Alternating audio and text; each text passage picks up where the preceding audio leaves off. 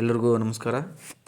CN8/24 ಇದು group D notification. ಎಲ್ಲರೂ ಕಾಯ್ತಾಯಿದ್ರು railway group D ಯಾವಾಗ ಬಿಡ್ತಾರೆ ಅಂತ. ಸೊ ಇವಾಗ ಬಿಟ್ಟಿದ್ದಾರೆ. ಅಪ್ಲಿಕೇಶನ್ ಸ್ಟಾರ್ಟ್ 23/1/2025, ಎಂಡ್ ಬಂದು 22/2/2022. 1 ಮಂತ್ ಟೈಮ್ ಇದೆ. ಯಾರೂ ಸ್ಟಾರ್ಟಿಂಗಲ್ಲಿ ಹಾಕೋಕ್ಕೆ ಹೋಗ್ಬೇಡ್ರಿ. ಒಂದು 10-15 ದಿನ ಬಿಟ್ಟು ನೋಡ್ಕೊಂಡು ಹಾಕಿ. ಮತ್ತು ಹಂಗಂತ ಫುಲ್ ಲಾಸ್ಟಿಗೆ ಹೋಗ್ಬೇಡ್ರಿ ಯಾರು. ಸೊ ಬಿಟ್ವೀನ್ 20 ದಿನದಿಂದ 15 ದಿನದೊಳಗಡೆ ಹಾಕೋದು ಬೆಟ್ರು. ಸೊ 2 ದಿನ ಎಕ್ಸ್ಟ್ರಾ ಟೈಮ್ ಕೂಡ ಇರುತ್ತೆ ಪೇಮೆಂಟ್ ಮಾಡೋಕ್ಕೆ. ಪೇಮೆಂಟ್ ಆಗಿಲ್ಲ ಅನ್ನೋರಿಗೆ ಮಾಡಿಫಿಕೇಷನ್ ಕೂಡ 25ರಿಂದ 3ನೇ ತಾರೀಕುವರೆಗೂ ಮಾಡಿಫಿಕೇಷನ್ ಇದೆ ನೆಕ್ಸ್ಟ್ ಮಂತಿಂದ. ಮಾಡಿಫಿಕೇಷನ್ನು ಸೊ ಎಲ್ಲ ಮಾಡಿಫಿಕೇಷನ್ ಮಾಡೋಕ್ಕೆ ಬರೋಂಗಿಲ್ಲ. ಝೋನ್ ವೈಸ್ ಮಾತ್ರ ಮಾಡಿಫಿಕೇಷನ್ ಮಾಡೋಕ್ಕೆ ಬರೋಂಗಿಲ್ಲ. ಝೋನ್ ಒಂದ್ಸರಿ ಫಿಕ್ಸ್ ಮಾಡಿದರೆ ಅದೇ ಫಿಕ್ಸು. ಸೊ ನೀವು ನೋಡ್ಕೊಳ್ಳೋರು ಝೋನ್ ಮುಂಚೆ ನೋಡ್ಕೊಂಡೆ ಅಪ್ಲೈ ಮಾಡ್ಕೊಳ್ರಿ. ಚೇಂಜ್ ಮಾಡೋಕ್ಕೆ ಬರಲ್ಲ. ಆಮೇಲೆ ನಿಮ್ಮ ಚಿಕ್ಕ ಪುಟ್ಟ ಡಾಕ್ಯುಮೆಂಟ್ಸ್ ಏನಾದರೂ ಚೇಂಜ್ ಮಾಡ್ಬೋದು ಅಷ್ಟೇ. ಬಟ್ ಅದಕ್ಕೂ ಅಮೌಂಟ್ ಇರುತ್ತೆ. ಅಮೌಂಟ್ ಕಟ್ಬಿಟ್ಟು ಚೇಂಜ್ ಮಾಡ್ಕೋಬೇಕು. ಇನ್ನು ವೇಕೆನ್ಸಿ ಬಂದು 32,438 ವೇಕೆನ್ಸೀಸ್ ಇದಾವೆ. ಏಜ್ ಬಂದು 18ರಿಂದ 36. ಇನ್ನು ಪೇಮೆಂಟ್ ಬಂದು 18,000. ಇದು 7th ಪೇ ಸ್ಕೇಲ್ ಪ್ರಕಾರ ಕೊಡ್ತಾರೆ. ಬಟ್ 8th ಪೇ ಸ್ಕೇಲ್ ಬಂದರೆ ಕೊಡ್ತಾರೆ ಅದನ್ನು. ಬಟ್ ಇವಾಗ ಕರೆದಿರೋ 7th ಪೇ ಸ್ಕೇಲ್ ಮೇಲೆ ಅಂತಲೇ ಕರೆದಿರೋದು. ಕಂಪಲ್ಸರಿ ಮೆನ್ಷನ್ ಕೂಡ ಮಾಡಿದ್ದಾರೆ. ಇನ್ನು ಏಜ್ 1/1/2025 ಕಂಪಲ್ಸರಿ 18 ವರ್ಷ ಆಗಿರಲೇಬೇಕು. ಅವ್ರು ಮಾತ್ರ ಅಪ್ಲೈ ಮಾಡೋಕ್ಕೆ ಬರೋದು. 18 ವರ್ಷಕ್ಕೆ ಒಂದಿನ ಕಡಿಮೆ ಇದ್ದರೂ ಅಪ್ಲೈ ಮಾಡೋಕ್ಕೆ ಬರೋಂಗಿಲ್ಲ. ಏಜ್ ರಿಲ್ಯಾಕ್ಸೇಷನ್ ಕೂಡ ಇದೆ ಈ ಸರಿ. ಎಷ್ಟಿದೆ ಏಜ್ ರಿಲ್ಯಾಕ್ಸೇಷನ್ನು? ಇಲ್ಲಿ 36 ವರ್ಷಕ್ಕೆ ಇದೆ. ಮುಂಚೆ 33 ಇತ್ತು. ಬಟ್ ಇವಾಗ 36 ವರ್ಷಕ್ಕೆ ಕರೆದಿದ್ದಾರೆ. ಅದು ಯಾರ್ಯಾರಿಗೆ ಅಷ್ಟು OBC ಅವ್ರಿಗೆ 3 ವರ್ಷ ಇದೆ. SC ST ಅವ್ರಿಗೆ 5 ವರ್ಷ ಇದೆ. ಸೊ ನಿಮ್ಮ ಕ್ಯಾಟಗರಿ ಯಾವ್ದು ನೋಡ್ಕೊಂಡು ಅದ್ರ ಮೇಲೆ ಏಜ್ ರಿಲ್ಯಾಕ್ಸೇಷನ್ನ ನೀವು ಯೂಸ್ ಮಾಡ್ಕೋಬೇಕು. ಇನ್ನು A2 A3 B1 B2 C1 C2. So ಇವು ಮೆಡಿಕಲ್ ಸ್ಟ್ಯಾಂಡರ್ಡ್ಸು. ಸ್ಪೆಕ್ಟು 6/9 6/12 ನೀವು ಸ್ಪೆಕ್ಟ್ ಇದ್ದವರು ಅದನ್ನ ಕಂಪಲ್ಸರಿ ಚೆಕ್ ಮಾಡ್ಕೊಳ್ಳೇಬೇಕು. ಯಾಕಂದರೆ ಒಂದೊಂದು ಪೋಸ್ಟ್ಗೆ ಒಂದೊಂದು ಥರ ಇದೆ. ಅದನ್ನು ಚೆಕ್ ಮಾಡ್ಕೊಂಡು ನೀವು ಕಂಪಲ್ಸರಿ ಅಪ್ಲೈ ಮಾಡ್ಕೋಬೇಕು. ಇನ್ನು ಯಾರ್ಯಾರು ಹಾಕ್ಬೋದು, ಯಾವಾಗ ಹುಟ್ಟಿರೋರು ಹಾಕ್ಬೋದು ಅಂದರೆ 2007ಕ್ಕಿಂತ ಮುಂಚೆ ಹುಟ್ಟಿರ್ಬೇಕು ಕಂಪಲ್ಸರಿ. ಯಾಕಂದರೆ 18 ವರ್ಷ 2007 ಆದಮೇಲೆ ಆಗಿರೋದ್ರಿಂದ 2007ಕ್ಕಿಂತ ಮುಂಚೆ ಇರೋರು ಮಾತ್ರ ಅಪ್ಲಿಕೇಶನ್ ಹಾಕಕ್ಕೆ ಬರೋದು. ಇನ್ನು EWS ಅವ್ರಿಗೆ 1989ರಿಂದ ಈಚೆ ಹುಟ್ಟಿರಬೇಕು. OBC ಅವರು 1986ರಿಂದ ಈಚೆ ಹುಟ್ಟಿರಬೇಕು. SC ST ಅವರು 84ರಿಂದ ಈಚೆ. ಅವ್ರಿಗೆ ತುಂಬ ಏಜ್ ಇದೆ. ಆಲ್ಮೋಸ್ಟ್ ಎಲ್ಲರೂ ಹಾಕ್ಬೋದು ಅವ್ರಿಗೆ ಇದನ್ನು. ಇನ್ನು ಫೀಸ್ ಬಂದರೆ 500 ಇದೆ ಜನರಲ್ ಅವ್ರಿಗೆ. ಇನ್ನು 250 ಕೂಡ ಇದೆ. 250 ಯಾರ್ಯಾರಿಗಿದೆ? PWD, female, transgender, X ಮೆನ್ಸು, plus ಏನೋ EBC ಅಂದರೆ ನಿಮ್ದು ಇವಾಗ ಇನ್ಕಮ್ ಸರ್ಟಿಫಿಕೇಟಲ್ಲಿ 50,000ಕ್ಕಿಂತ ಕಡಿಮೆ ಏನಿರುತ್ತಲ್ಲ, ಸೊ ಅವ್ರು ಅಪ್ಲೈ ಮಾಡ್ಬೋದು. ಇನ್ಕಮ್ಮು 50,000ಕ್ಕಿಂತ ಕಡಿಮೆ ಇದ್ದರೂ ಕಂಪಲ್ಸರಿ ಇದರಲ್ಲಿ ಅಪ್ಲೈ ಮಾಡ್ಬೋದು. ಅವ್ರಿಗೆ ಫೀಸ್ ಇಷ್ಟೇ ಇರುತ್ತೆ. ಇನ್ನು ಯೋಚನೆ ಮಾಡೋ ಅವಶ್ಯಕತೆ ಇಲ್ಲ. ನೀವು ಎಕ್ಸಾಮ್ ಅಟೆಂಡ್ ಆದರೆ ನೀವು ಕಟ್ಟಿರೋ ಅಮೌಂಟ್ ನಿಮಗೆ ವಾಪಸ್ ಬರುತ್ತೆ. ಇದರದ್ದೇನು ಪ್ರಾಬ್ಲಮ್ ಇಲ್ಲ. ಇನ್ನು ನೆಕ್ಸ್ಟು ಕಂಪಲ್ಸರಿ SLC ಆಗಿರಲೇಬೇಕು. ಎಜುಕೇಷನ್ ಕಂಪಲ್ಸರಿ SLC ಆಗಿರಲೇಬೇಕು. ITI ಇದ್ದರೂ ITIನೂ ಅಪ್ಲೈ ಮಾಡ್ಬೋದು. But SLC compulsory. SLC ಆದವ್ರು ಎಲ್ಲರೂ ಅಪ್ಲೈ ಮಾಡ್ಬೋದು. ಫೀಮೇಲ್ಸು ಮೇಲ್ಸು ಎಲ್ಲರೂ ಅಪ್ಲೈ ಮಾಡ್ಬೋದು. ಇನ್ನು ನೆಕ್ಸ್ಟ್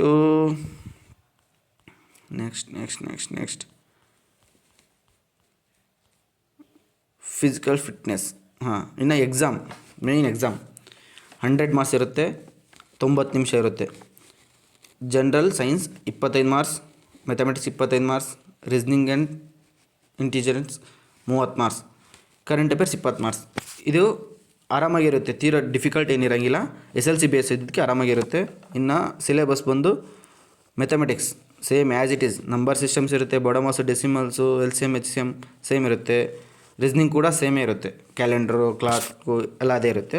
ಜನರಲ್ ಸೈನ್ಸ್ ಬಂದು physical, chemistry, life science, 10 standards levels. CBSE ಅಂತ ಕೇಳಿದ್ದಾರೆ. CBSE ಅವ್ರಿಗೆ ಪರವಾಗಿಲ್ಲ, ಅವ್ರು ಡೈಲಿ ಓದಿರ್ತಾರೆ, ಅವ್ರಿಗೆ ಆರಾಮಿರುತ್ತೆ. But Kannada medium students state syllabus ಓದಿರೋರು ಕಂಪಲ್ಸರಿ ನೀವು ಸ್ವಲ್ಪ ಜಾಸ್ತಿ ಎಫರ್ಟ್ ಹಾಕಬೇಕು. ಬೇರೆ ಬುಕ್ಸ್ ಎಲ್ಲ ತೊಗೊಂಡು ಓದಬೇಕು. ಬರೀ ಅವೇ ಬುಕ್ಸ್ ಆಗೋಂಗಿಲ್ಲ. ಚೆನ್ನಾಗಿರೋ ಬುಕ್ಸ್ನ ಇದರಲ್ಲಿ ಬುಕ್ ಸ್ಟಾಲ್ಸಲ್ಲಿ ಸಿಗ್ತವೆ, ತೊಗೊಂಡು ಓದಿರಿ. ಇನ್ನು ಜನರಲ್ ಅವೇರ್ನೆಸ್ ಬಂದು science and tech, sports, cultures, personal. ಇದು ಬೇಸಿಕ್ ಅಂದರೆ ಆಲ್ಮೋಸ್ಟ್ ಕರೆಂಟ್ ಅಫೇರ್ಸ್ ಮೇಲೆ ಕೇಳಿರ್ತಾನೆ. ಓವರಾಗಿ ಡೆಪ್ತ್ ಹಿಸ್ಟ್ರಿ ಆಗಲಿ ಆ ಥರ ಏನು ಕೇಳೋಂಗಿಲ್ಲ. ಕರೆಂಟ್ ಅಫೇರ್ಸ್ ಬೇಸ್ ಮೇಲೆ ಏನೇನಿರ್ತವೆ ಪೊಲಿಟಿಕಲ್ಸು ಎಲ್ಲ ಕೇಳ್ತಾನೆ. ಇನ್ನು CBT 1 ಆದಮೇಲೆ, ಸೊ CBT ಒಂದೇ ಇರೋದು. CBT 1 ಆದಮೇಲೆ PET ಅಂತ ಇದೆ. PET ಅಂದರೆ CBT 1ನಲ್ಲಿ 1:3 ಸೆಲೆಕ್ಟ್ ಮಾಡ್ತಾನೆ. 1:3 ಸೆಲೆಕ್ಟ್ ಮಾಡಿ ಅದರಲ್ಲಿ ಫಿಸಿಕಲ್ ಟೆಸ್ಟ್ ಇದು ಅಂದರೆ ಪೊಲೀಸರು ಫಿಸಿಕಲ್ ಟೆಸ್ಟ್ ಇದು ಅದೇ ಥರ 35 kg ಹೊತ್ಕೊಂಡು 100 ಮೀಟ್ರ್ ಓಡಬೇಕು. ಸೊ 2 ಮಿನಿಟ್ಸ್ ಟೈಮ್ ಇರುತ್ತೆ. 1 ಕಿಲೋಮೀಟ್ರನ್ನ 4 ನಿಮಿಷ 15 ಸೆಕೆಂಡಲ್ಲಿ ಕ್ಲಿಯರ್ ಮಾಡಬೇಕು. ಇನ್ನು ಫೀಮೇಲ್ಗೂ ಅಷ್ಟೇ 20 kg ಹೊತ್ಕೊಂಡು 1 ನಿಮಿಷ 100 ಮೀಟರ್ಸು 2 ಮಿನಿಟ್ಸು. ಇನ್ನು 1 ಕಿಲೋಮೀಟ್ರನ್ನ 5 ನಿಮಿಷ 40 ಸೆಕೆಂಡಲ್ಲಿ ಓಡಬೇಕು. ಇನ್ನು ಇದಾದಮೇಲೆ ನೆಕ್ಸ್ಟ್ ಅದು ಡಾಕ್ಯುಮೆಂಟ್ ವೆರಿಫಿಕೇಷನ್ ಇರುತ್ತೆ, ಮೆಡಿಕಲ್ ಇರುತ್ತೆ ಅಷ್ಟೇ. ಸೊ ಡೈರೆಕ್ಟ್ ಜಾಬ್ ಅದು. ಇನ್ನು ಅದಾದಮೇಲೆ ಬಂದು ಇನ್ನು ಇದು ಜೋನ್. ಸೊ ನಿಮಗೇನಾದರೂ ನೀವು ಅಪ್ಲೈ ಮಾಡಿರೋ ಜೋನ್ ಬಗ್ಗೆ ಏನಾದರೂ ತಿಳ್ಕೊಬೇಕೇನೋ, ನಿಮಗೇನಾದರೂ ಡೌಟ್ಸ್ ಇದ್ದರೆ ಕ್ಲಿಯರ್ ಮಾಡ್ಕೊಳ್ಳೋಕ್ಕೆ ವೆಬ್ಸೈಟ್ ಇರುತ್ತೆ, ನಂಬರ್ಸ್ ಇರುತ್ತೆ, ನೀವು ಫೋನ್ ಮಾಡಿ ತಿಳ್ಕೊಬೋದು. ಸಾರಿ. ನೆಕ್ಸ್ಟ್ ಇನ್ನು ಪೋಸ್ಟು ಯಾವ ಇದರಲ್ಲಿ ಎಷ್ಟೆಷ್ಟು ಪೋಸ್ಟ್ ಇದೆ ಅಂತ ಇದನ್ನ ನೋಟಿಫಿಕೇಷನ್ ಕ್ಲಿಯರಾಗಿ ಓದ್ಕೊಂಡು ಪ್ರತಿಯೊಂದು ಝೋನು ನೋಡ್ಕೊಳ್ರಿ. ಇಲ್ಲ ನಾನು 4 ಝೋನ್ ನೋಡ್ಕೊಂಡು ಅಂದ್ಬಿಡ್ರಿ, ಎಲ್ಲ ಝೋನ್ ನೋಡಿಕೊಂಡು ಆಮೇಲೆ ಎಲ್ಲಿ ಎಷ್ಟು ಪೋಸ್ಟ್ ಇದ್ದಾವೆ ಅಪ್ಲೈ ಮಾಡ್ಕೊಳ್ರಿ.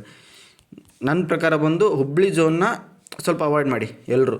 ಅಂದರೆ ನಾನಿಲ್ಲ ನನ್ನ ಹೋಮ್ ಸ್ಟೇಟೇ ಬೇಕು, ನಮ್ಮ ಹೋಮ್ ಝೋನೇ ಬೇಕು ಅಂದರೆ ಮಾತ್ರ ಅಪ್ಲೈ ಮಾಡ್ಕೊಳ್ರಿ. ನಾವು ಓದ್ಕೊಂಡು ಪಾಸ್ ಮಾಡ್ಕೊತೀನಿ ಅನ್ನೋರು ಮಾತ್ರ ಕಡೆ, ಯಾಕಂದರೆ ಬಜೆಟ್ 500 ಮಾತ್ರ ಇದಾವೆ ವೇಕೆನ್ಸೀಸು. ಇಲ್ಲ ನಾನು ಹತ್ತಿರದಲ್ಲೇ ಇರೋರು ಸ್ವಲ್ಪ ಚೆನ್ನಾಗಿರೋದು ಬೇಕಂದರೆ Mumbai central, Mumbai western railways ತುಂಬ ವೇಕೆನ್ಸಿ ಇದಾವೆ, 4000+ ವೇಕೆನ್ಸೀಸ್ ಇದಾವೆ. ಇದು ಬೆಸ್ಟ್ ಆಪ್ಷನ್ನು. ಇಲ್ಲ ನೀವು ಸಿಕಂದ್ರಾಬಾದ್ ಮಾಡ್ತಿದ್ದು 1000 ಮೇಲೆ ಇದಾವೆ, ಚೆನ್ನೈ ಮಾಡ್ಕೊತೀನಿ ಅಂದರು ಇಲ್ಲಿ ಜಾಸ್ತಿ ಇದಾವೆ, 2-3 ಸಾವಿರ ಹತ್ತಿರ ಇದಾವೆ. ಸೊ ಎಲ್ಲ ಪೋಸ್ಟ್ ಇರೋದ್ರಿಂದ ನೀವು ಆ ಕಡೆ ಈ ಕಡೆ ನೋಡ್ಕೊಳ್ರಿ. ನಮ್ಮ ಹೋಮ್ ಸ್ಟೇಟೇ ಬೇಕು ಅನ್ನೋರು ಮಾತ್ರ, ಇಲ್ಲ ಪಾಸ್ ಮಾಡ್ಕೊತಿರೋರು ಮಾತ್ರ ಹುಬ್ಳಿ ಝೋನ್ನ ಸೆಲೆಕ್ಟ್ ಮಾಡ್ಕೊಳ್ರಿ. ಇಲ್ಲ ನನಗೆ ಜಾಬ್ ಬೇಕು, ಸ್ವಲ್ಪ ಕಷ್ಟ ದೂರ ಆದರೂ ಪರವಾಗಿಲ್ಲ ಅನ್ನೋರು ನಮ್ಮ ಪಕ್ಕ ಸ್ಟೇಟ್ನ ಯೂಸ್ ಮಾಡ್ಕೊಳ್ರಿ. ಸಿಕಂದ್ರಾಬಾದ್ ಆಗಿರಲಿ, ಇಲ್ಲ ಚೆನ್ನೈ, ಮುಂಬೈ ಸೆಂಟ್ರಲ್ ಆಗಲಿ, ಮುಂಬೈ ವೆಸ್ಟರ್ನ್ ಆಗಲಿ ಜಾಸ್ತಿ ಪೋಸ್ಟ್ ಇದಾವೆ, ಅಪ್ಲೈ ಮಾಡ್ಕೊಳ್ರಿ. ಕಂಪಲ್ಸರಿ ಎಲ್ಲರೂ ಎಲ್ಲ ಇದ್ರ ಬಗ್ಗೆ ತಿಳ್ಕೊಳ್ಳೇಬೇಕು. ಯಾವ ಪೋಸ್ಟಲ್ಲಿ ಹೆಂಗಿದೆ ವರ್ಕು ಏನು, ನಿಮಗೆ ಯಾವ್ದು ಬೇಕು. ಮುಂದಿನ ಓದಬೇಕಾಗಿರೋರು ಆರಾಮಾಗಿ ವರ್ಕ್ಶಾಪ್ ತೊಗೊಂಡು 8 ಅವರ್ ಡ್ಯೂಟಿ ಮಾಡ್ಕೊಂಡು ಓದ್ಕೋಬೋದು. ಸ್ಯಾಲ್ರಿ ಕೂಡ ಚೆನ್ನಾಗಿರುತ್ತೆ, ಅಲ್ಲಿ ಇನ್ಸೆಂಟಿವ್ಸ್ ಎಲ್ಲ ಇರ್ತವೆ. ಇನ್ನು TADA ಬೇಕು, ನನಗೆ ಸ್ಯಾಲ್ರಿನೇ ಬೇಕು ಅನ್ನೋರು ಔಟ್ಸೈಡು ಯಾವ್ದು ಬೇಕಾದ್ರೂ ಯೂಸ್ ಮಾಡ್ಕೋಬೋದು. SNT ಆಗಲಿ, PV ಆಗಲಿ ಯೂಸ್ ಮಾಡ್ಕೊಂಡ್ರೆ ಅಲ್ಲಿ ಜಾಸ್ತಿ ಸ್ಯಾಲ್ರಿ ಕೂಡ ಬರುತ್ತೆ. ಬಟ್ ಔಟ್ಸೈಡ್ ಹೋಗ್ಬೇಕಲ್ಲ ಅದು. ಬಟ್ ವರ್ಕ್ಶಾಪ್ ಆದರೆ ಅಲ್ಲೇ ಇರುತ್ತೆ, ಶೆಡ್ ಡೀಸೆಲ್ಲು, ಶೆಡ್ ಎಲೆಕ್ಟ್ರಿಕಲ್ ಅಲ್ಲೇ ಇರುತ್ತೆ, ಆರಾಮಾಗಿ ಮಾಡ್ಕೊತ ಹೋಗ್ಬೋದು. ಇನ್ನು ಹೈ ಸ್ಟ್ಯಾಂಡರ್ಡ್ಸ್ ಇರೋರು ಕಂಪಲ್ಸರಿ ನೀವು ಯಾವ ಪೋಸ್ಟ್ಗೆ ಏನಿದೆ ಹೈ ಸ್ಟ್ಯಾಂಡರ್ಡ್ಸು, ನಿಮ್ಮ ಹೈ ಸ್ಟ್ಯಾಂಡರ್ಡ್ಸ್ ಏನಿದೆ ಅಂತ ನೋಡಿಕೊಂಡು ಅಪ್ಲೈ ಮಾಡ್ಕೋಬೋದು. So EWS. ಸೊ EWS ಬಗ್ಗೆ ಹೇಳಿಲ್ಲ.